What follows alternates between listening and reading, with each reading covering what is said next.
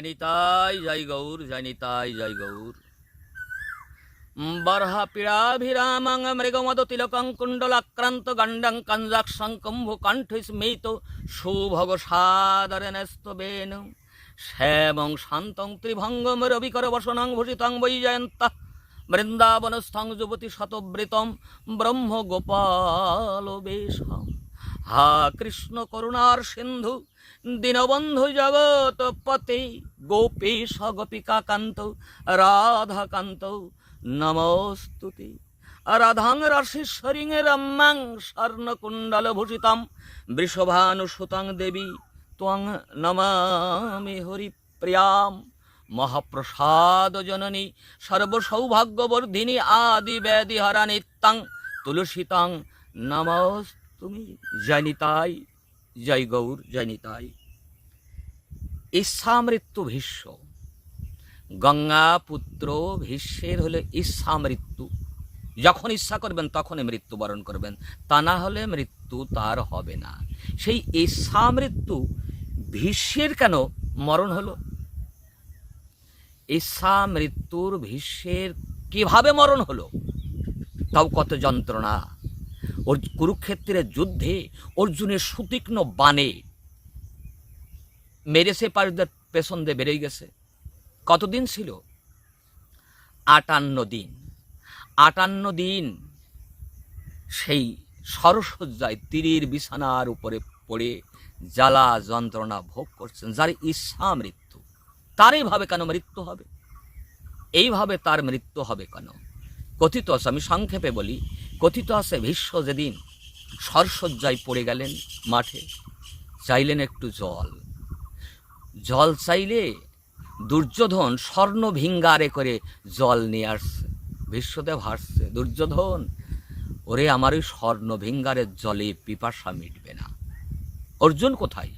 অর্জুন এসে পাতাল ভেদি বান মারলেন, পাতাল থেকে জল এইভাবে পড়তে লাগলো। ভীষ্ম সেই জল পান করলেন। এত বড় ভীষ্ম কেন এইভাবে মৃত্যুবরণ হলো? কেন মৃত্যুবরণ হলো ভীষ্মের? এদিকে কুরুক্ষেত্রের যুদ্ধের পর, কুরুক্ষেত্রের যুদ্ধটা হলো তো ধর্ম এবং অধর্মের। অধর্ম হেরে গেছে, ধর্মের জয়ী হয়েছে। ধর্মরাজ যুধিষ্ঠির সিংহাসনে বসছেন, রাজ্য ফিরে পেয়েছেন। ফিরে পাওয়ার পর ধর্মরাজ যুধিষ্ঠিরের মন খারাপ, না আমি এই সিংহাসনে বসবো না। আমার নিশ্চয় এই রাজত্বের পর, এই সিংহাসনের পর লোভ ছিল, তার জন্য এত বড় কুরুক্ষেত্রের যুদ্ধটা হলো, আত্মীয় স্বজন প্রায় সব শেষ, 2-1 বেশি আছে, আমি এই আত্মীয় রক্তমাখার সিংহাসনে বসবো না। শ্রীকৃষ্ণ বললেন, জাগতিক মামাতো পিস্তাতো ভাই তো, শ্রীকৃষ্ণ বললেন, দাদা চলো। কোথায়? তো যেখানে দাদু ভীষ্মদেব সরসজ্জায় আছে, সবাই গেলেন, পঞ্চপাণ্ডবরা সবাই গেলেন। সবাই যেয়ে একে একে, ঠাকুর দাদা তো, একে একে সবাই প্রণাম করছেন। শেষে প্রণাম করলেন শ্রীকৃষ্ণ, দাদু তো প্রণাম করলে ভীষ্মদেব বলে উঠলেন, বাহ, কে আমায় প্রণাম করলো গো, বড় শান্তি প্রশান্তি তোমার স্পর্শে, কে তুমি? শ্রীকৃষ্ণ যেয়ে মাথার কাছে যেয়ে, সরসজ্জায় আছে তো, নড়তে চড়তে পারছে না, মাথার কাছে যেয়ে বললেন, দাদু দাদু আমি কৃষ্ণ, তুমি এ সময় কেন আসছো? আমি তো তোমায় ডাকিনি, তুমি কেন আসছো? বলে, দাদু দেখো দাদু, ওই যুধিষ্ঠির দাদা ভাবছে এত বড় কুরুক্ষেত্রের যুদ্ধটা হলো আমার লোভের জন্য, তো আমি এই আত্মীয়ের রক্তমাখার সিংহাসনে বসবো না। আমি কত করে বোঝালাম দাদু, আমার কথা শুনছে না, তুমি একটু বোঝাইয়ে বলো না দাদু। ভীষ্মদেব হাসছে, যার বিনা ইশারায় একটা গাছের পাতা পর্যন্ত নড়ে না, তুমি সেই কৃষ্ণ বলছো যুধিষ্ঠির তোমার কথা শুনছে না, তাও আমাকে বিশ্বাস করতে হবে? না না, তুমি এ কারণে আসনি, তুমি কেন আসছো অন্য কেউ না জানুক, তুমি তো জানো আমি চলে যাব, তাই শেষবারের মতো দেখাটা দিতে আসছো বন্ধু, তাই না? কৃষ্ণ হেসে ফেলেছে, হ্যাঁ দাদু তাই। বলো তো দাদু, তুমি কি রূপে দর্শন চাও? কি রূপে দর্শন চাও? আমি চলে যাব তো।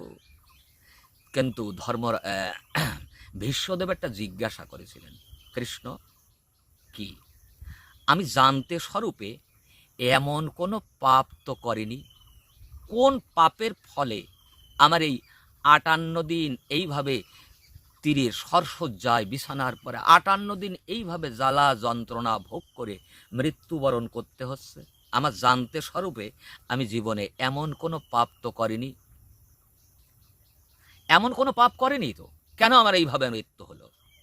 শ্রীকৃষ্ণ বলছেন, ভীষ্ম, এ জন্মে করনি, কিন্তু আগের জন্মের কথা তুমি না জানলেও আমি জানি। তুমি না জানলেও তোমার প্রত্যেকটা জন্মের খবর আমি জানি। তুমি এক জন্মে একটা সাপকে, বড় একটা সাপকে কাঁটার ভিতরে ফেলে দিছিলে। এই কাঁটা সাপের সারা শরীরে লেগে 58 দিন সেই সাপটা কাঁটার ভেতরে পড়ে তারপরে আস্তে আস্তে ওই জ্বালা যন্ত্রণায় মারা যায়। সেই পাপের ভাগ, সেই পাপ তোমাকে ভোগ করতে হচ্ছে। সেই পাপের জন্য তুমি এই 58 দিন এইভাবে সরসজ্জায় তীরের বিছানার উপরে পড়ে আসো। সেই জ্বালা যন্ত্রণা ভোগ করে তোমাকে মরতে হবে। তো বলো কিভাবে তুমি মৃত্যুবরণ করবে? ভীষ্মদেব বললেন, আমি তোমাকে দেখতে চাই পার্থ সারথি রূপে। তুমি অর্জুনের কুরুক্ষেত্রের যুদ্ধে অর্জুনের রথে যেভাবে সারথিগিরি করেছিলে, আমি সেই রূপ দেখতে চাই। কৃষ্ণ বললেন, দাদু, এত রূপ আছে, দোল আছে, ঝুলন আছে, রাস আছে, মথুরা বৃন্দাবনের কত লীলা আছে, তুমি সব লীলা ছেড়ে দিয়ে পার্থ সারথি রূপে দর্শন চাও কেন? ভীষ্মদেব বললেন, আমি এমন রূপ তো কোথাও দেখিনি, সব জায়গায় দেখি ভগবান উপরে, ভক্ত তার চরণ তলে বসে নিবেদন করে, কিন্তু কুরুক্ষেত্রের মাঠে যেয়ে দেখলাম ভক্তকে উপরে বসাইয়ে ভগবান জগৎপতি ভক্তের চরণ ধুলায় বসে রথ চলে। এমন ভক্তের চাকর, ভক্তের কিঙ্কর, এমন ভগবান তো আর আমি কোনোদিন দেখিনি, তাই আমি সেই রূপে দর্শন চাই। শ্রীকৃষ্ণ অর্জুনের রথে সেই পার্থ সারথীর সেই রূপ ধরে যখন দাঁড়ালেন, সেই রূপ দেখতে দেখতে ভীষ্মদেব মৃত্যুবরণ করলেন। ইচ্ছা মৃত্যু হলেও মৃত্যুবরণ করলেন। এই জগতে কেউ অমর নয়, কেউ অমর নয়, মরতে একদিন হবেই। যতই আমরা ঢকঢক করি, ওই যে কি সাবান, বডি ওয়াশ, লোশন যতই লাগাই গো, মৃত্যু একদিন হবেই। এই জগতে কেউ অমর নয়, তাই ভীষ্মদেব মৃত্যুবরণ করলেন।